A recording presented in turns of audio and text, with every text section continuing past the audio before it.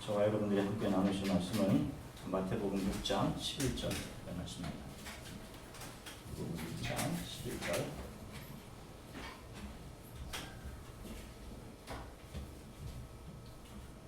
자, 함께 하나님 말씀 함께 읽으시겠습니다. 오늘 우리에게 일용할 양식을 주옵시고. 아멘. 잠시 기도하겠습니다.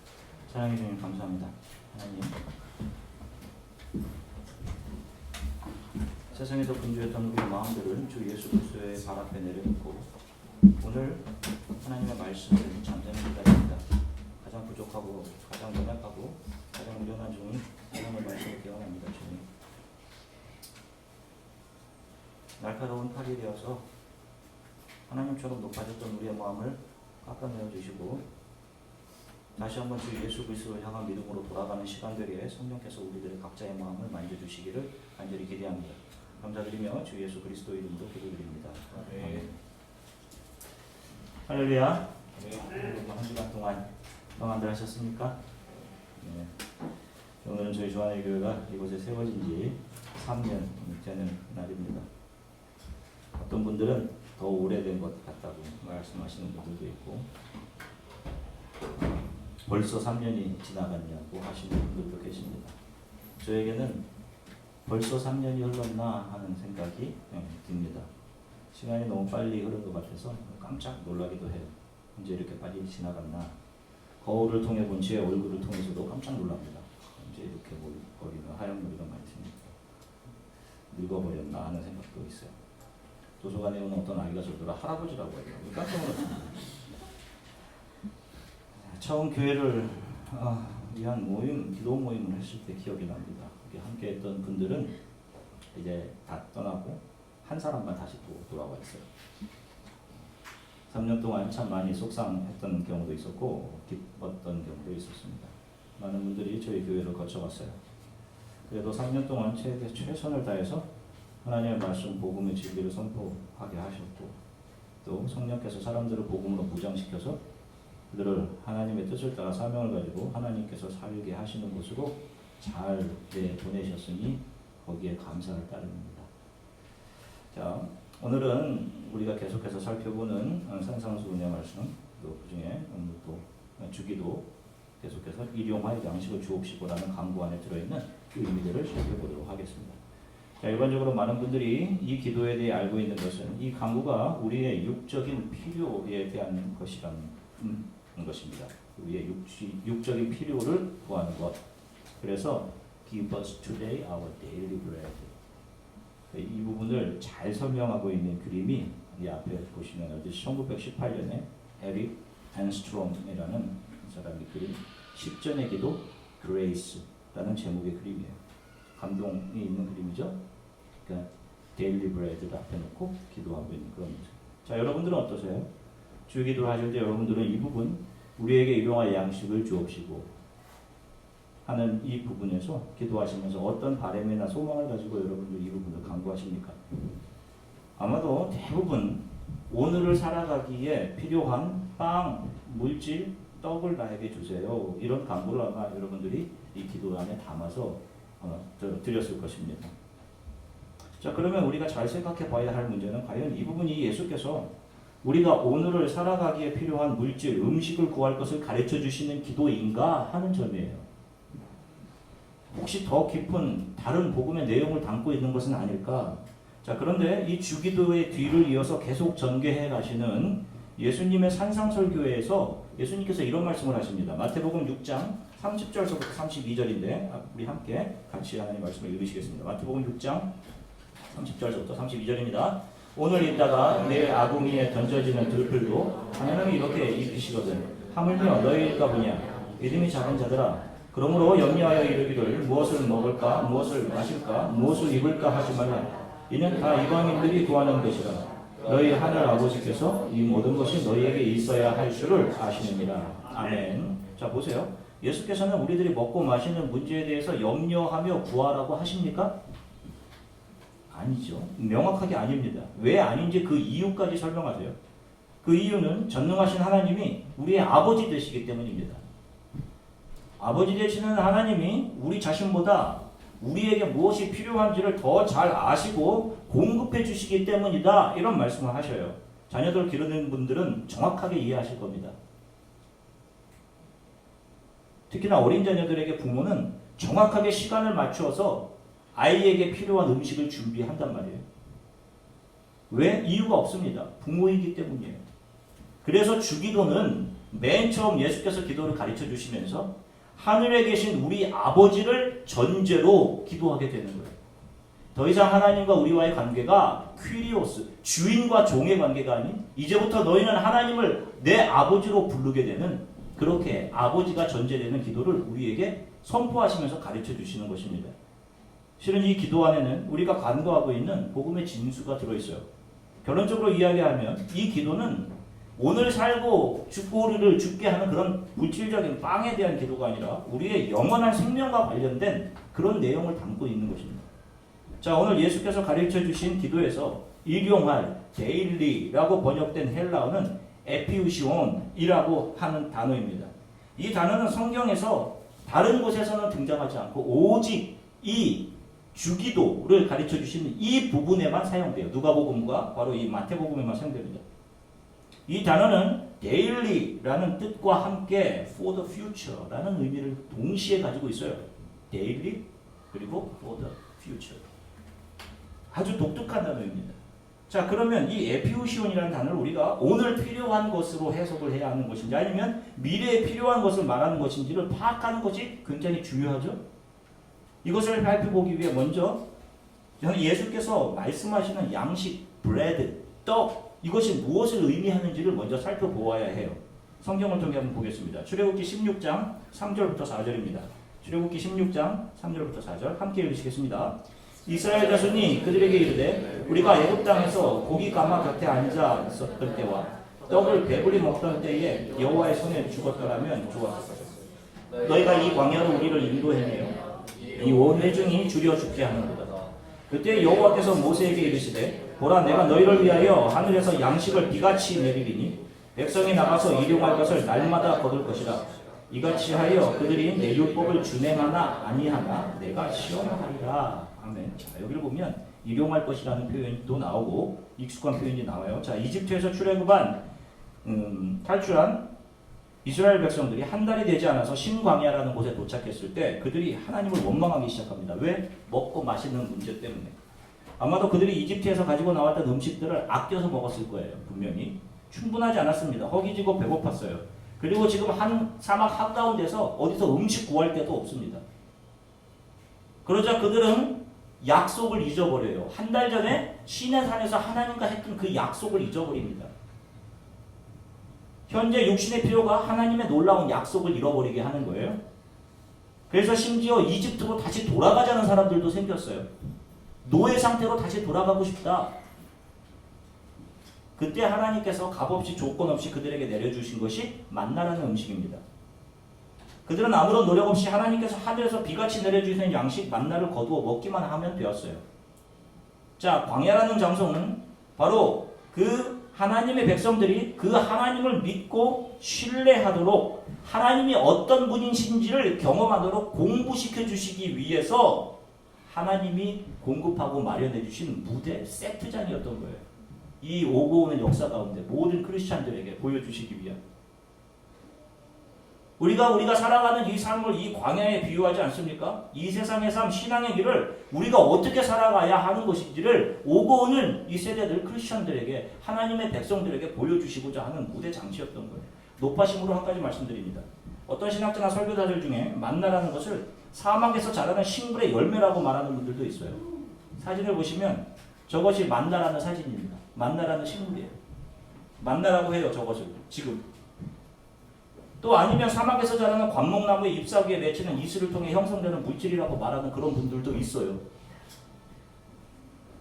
다시 말하면 자연현상이었다는 겁니다. 일부는 좀 더 온건하게 하나님께서 자연현상을 이용하신 것이라고 말하시는 분들도 있어요. 설득력이 있죠. 자, 그런데 여러분 이런 것들이 기독교를 변질시키는 독소입니다. 교묘하게 진리인 하나님의 말씀을 왜곡하고요. 그 하나님의 진실성을 조금씩 갉아먹어 평화시키는 거예요. 그분의 전능하심, 기적적으로 일하심을 축소시키는 겁니다. 누가 하겠어요? 사탄입니다. 민수기 1장에 의하면 출애굽한 인구 중에 전쟁에 참여할 만한 인구의 수를 60만으로 기록하고 있어요. 이번의 인구조사가 거의 정확하게 60만입니다. 20세 이상 싸움에 나갈 수 있는 남자만 계수했기 때문에 전체 인구는 아마도 200만 명에서 많게는 1000만에까지 이룰 수 있어요. 이것이 주신 하나님께서 성경을 통해, 무호와 성경을 통해 주신 성경의 기록입니다. 60만. 장정만 60만. 사람들이 말하는 광야에서 자라는 만나라는 식물은 지금도 그 곳을 수차례 지나다니는 방문하는 사람들조차도 어쩌다가 한번 그걸 먹어보면 운 좋은 날이라고 이야기를 한다고 해요. 어쩌다가 한번 저 식물 먹어보면.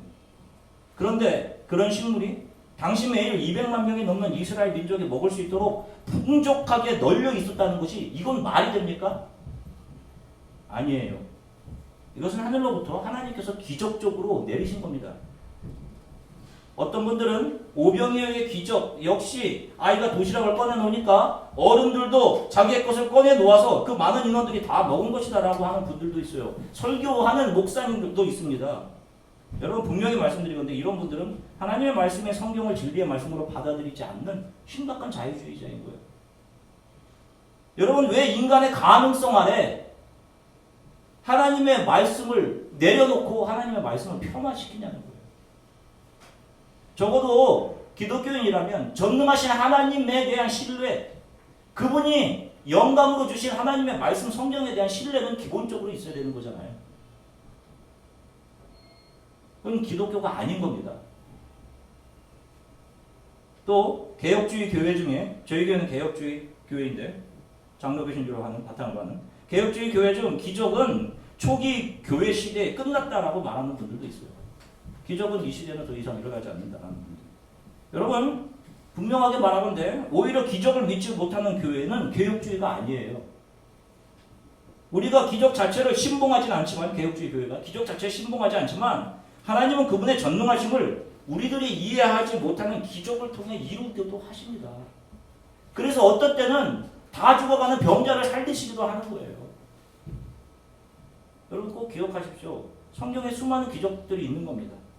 그 기적의 정의는 내 바램이 내 상식과 지식을 초월해 일어나는 것을 말하는 것이 아니에요. 그 기적이라는 것은. 그런 것을 말하는 것이 아니라 하나님의 뜻이 인간의 몰 이해와 지식을 초월해서 드러나는 것을 하나님이 일하시는 방법, 기적이라고 이야기하는 거예요. 우리는 그 기적 앞에 우리의 머리를 숙일 수밖에 없는 겁니다. 이것에 대해서는 나중에 제가 한번 하나님의 말씀, 설교를 통해 한번 다루겠어요. 자, 하여간 그 200만 명이 넘는 이스라엘 백성들에게 만나 양식이 주어졌을 때 얼마나 놀랐겠어요. 얼마나 기뻤겠습니까? 이제 살았다. 우리는 이제 죽지 않는다. 했겠죠.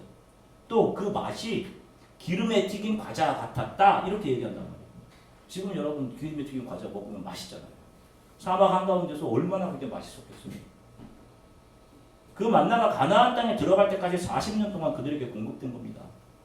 자, 그런데 이제 예수께서 이 땅에 오셔서 한 광야에 서서 예수께서 하나님의 능력으로 말씀을 전하신 후 작은 소년 하나가 갖고 온 물고기 2마리와 보리떡 5개 이것을 가지고 5,000명을 먹이신단 말이에요. 광야에서.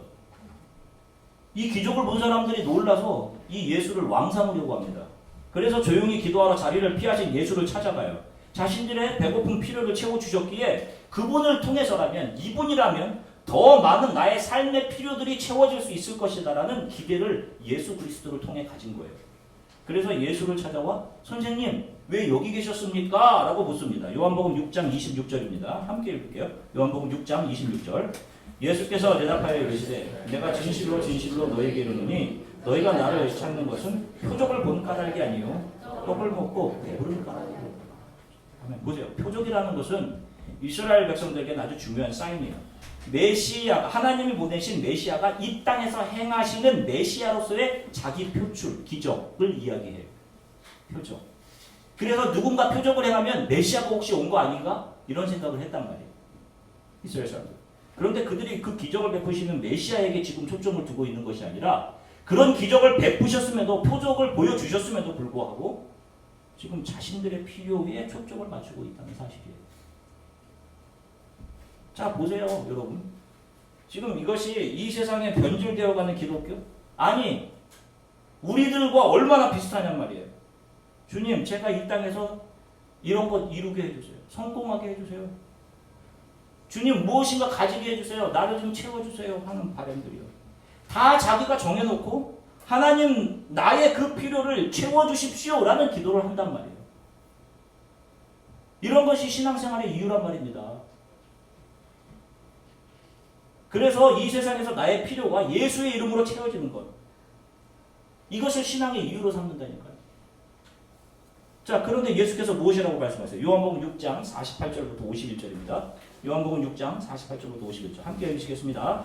내가 곧 생명의 떡이니라. 너희 조상들은 광야에서 만나를 먹었어도 죽었거니와 이는 하늘에서 내려오는 떡이니 사람으로 하여금 먹고 죽지 아니하게 하는 것이니라.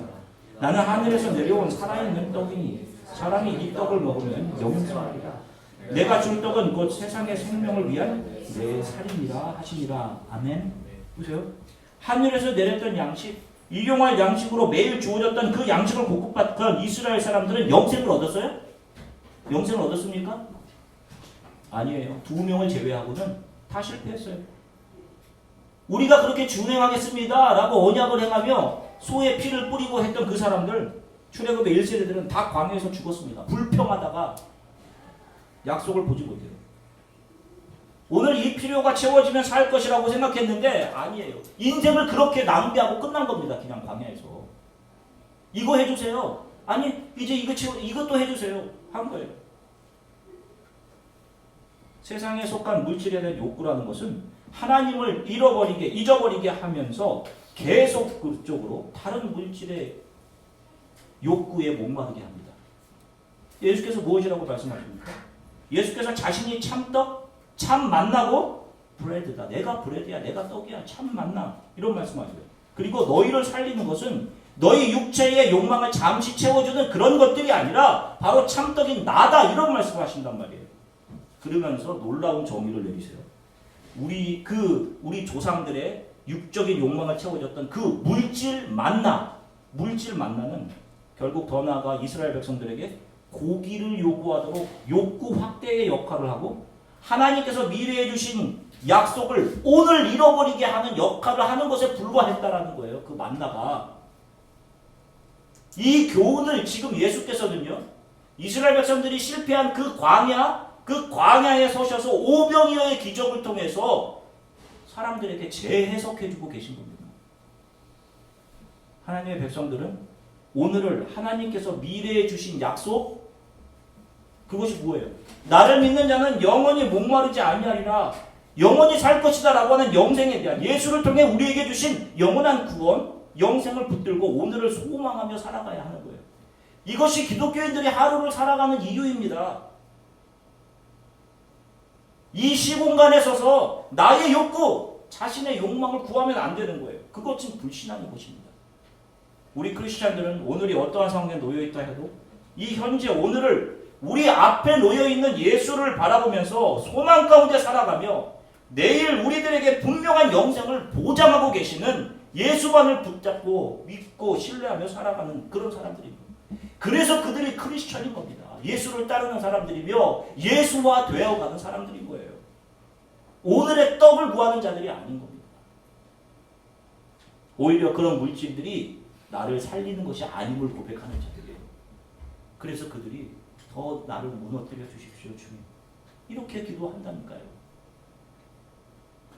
그런데 성경 어느 곳에도 쓰이지 않은 일용할 양식이라고 번역된 이 일용할이라고 번역된 에피우시온이라는 단어, 오늘과 미래의 daily, for the future 이런 의미를 다 가지는 독특한 단어를 여기에 사용한 놀라운 이유가 여기에 있어요.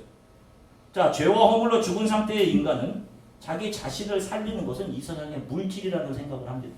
자기 자신을 살리는 겁니다. 그런데 예수께서 오셔서 하신 일은 죄와 허물로 죽은 사람들에게 하나님의 말씀을 들려주시고 그들을 살아나게 하시는 일을 하신 거예요. 그죠?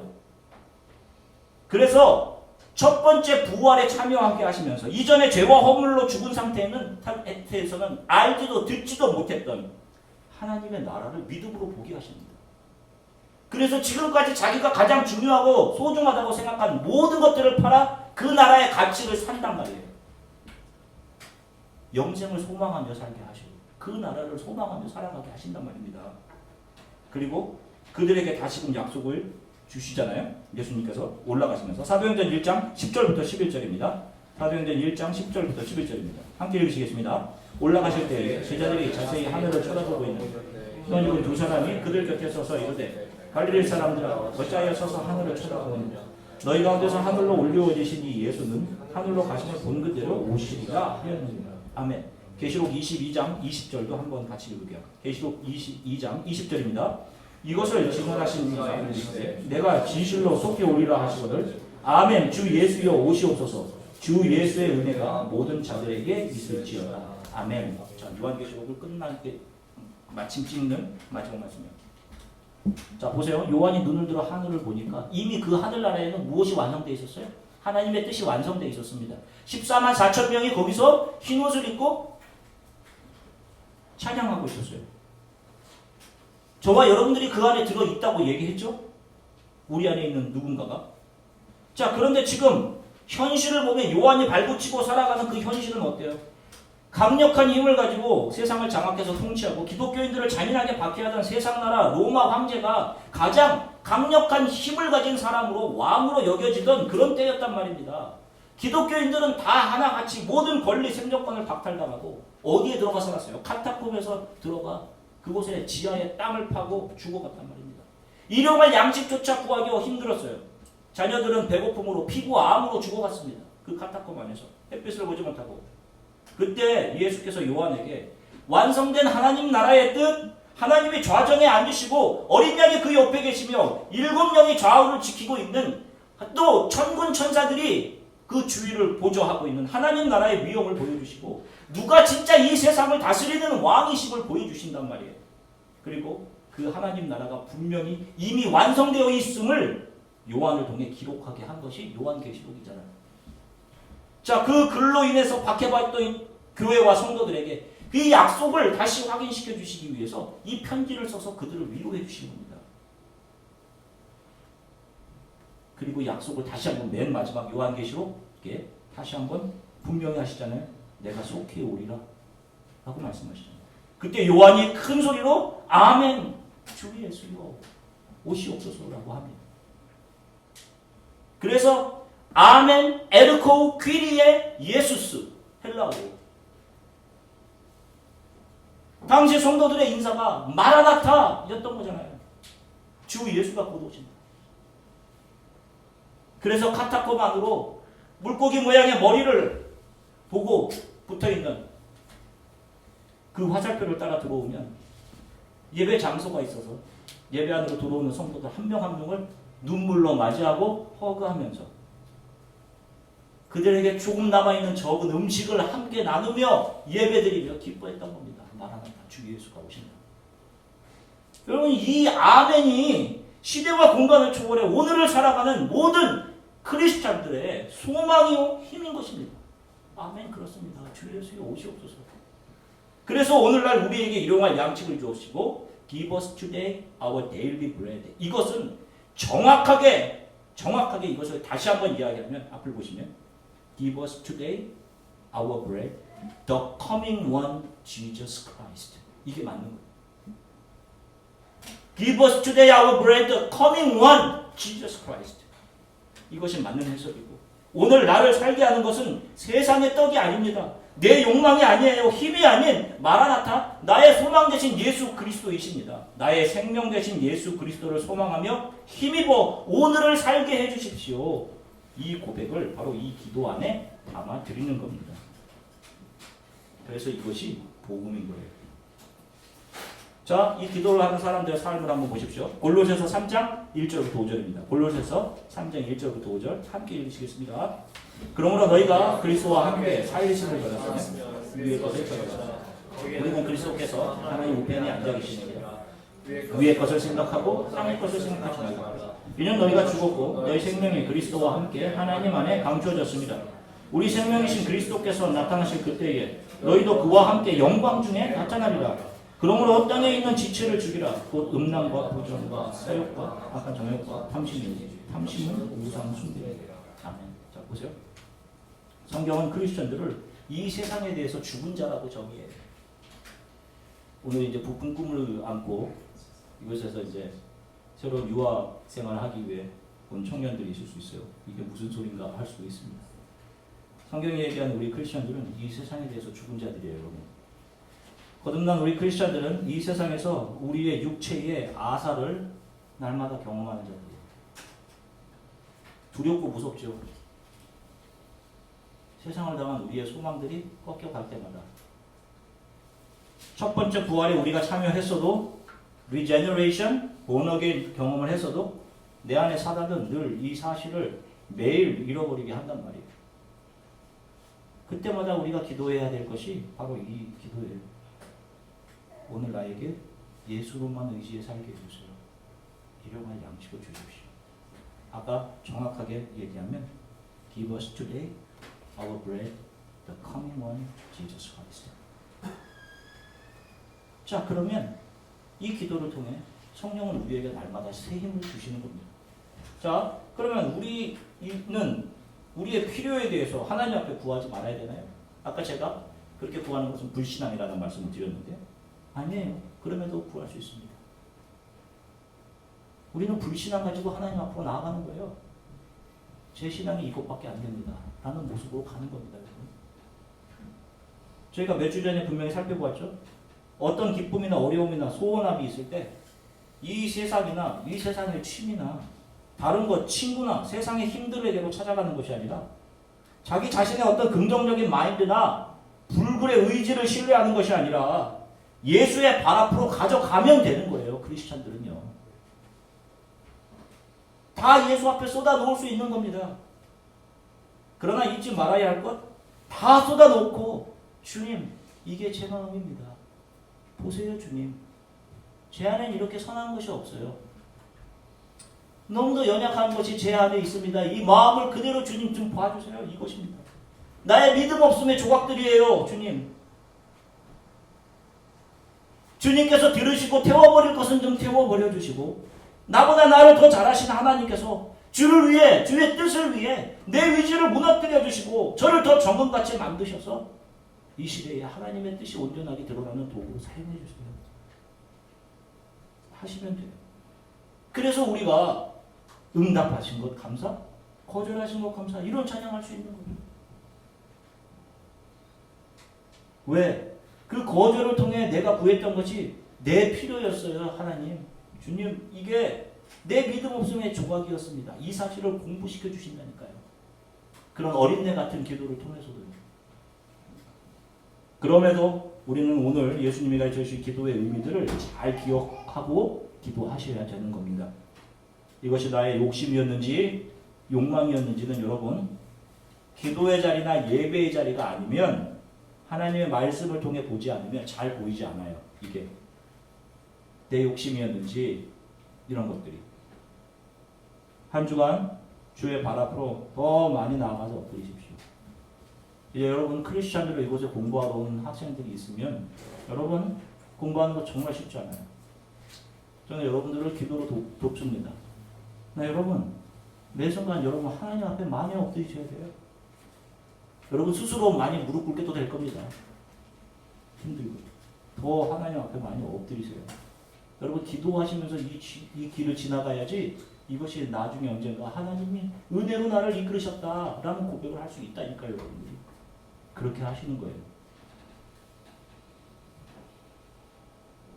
시간이 될 때마다 여러분들의 마음을 예수 앞으로 가져가시고 그럴 때 들으시고 우리를 더 정금 같은 것으로 만들어 가시고 내가 무엇을 먹고 마시며 내가 무엇이 되고 하는 문제는 죄와 허물로 죽은 인간들의 문제입니다. 그 죄와 허물에서 예수 그리스도의 십자가 은혜로 살아나 첫 번째 부활에 참여하게 된 우리는 우리 앞에 놓여진 십자가만 바라보고 가는 거예요. 세상은 뒤에 있고 The world behind me, the cross before me. 우리는 그 십자가만 바라보며 가는 거예요. 지난주에도 말씀드렸듯이 이 짧은 인생의 무대에서 우리는 하나님의 은혜와 사랑만을 배우고 주 앞에 서게 되는 겁니다. 그래서 우리가 주 앞에 섰을 때 저는 아무것도 한 것이 없는데요 라고 할 수밖에 없는 거예요.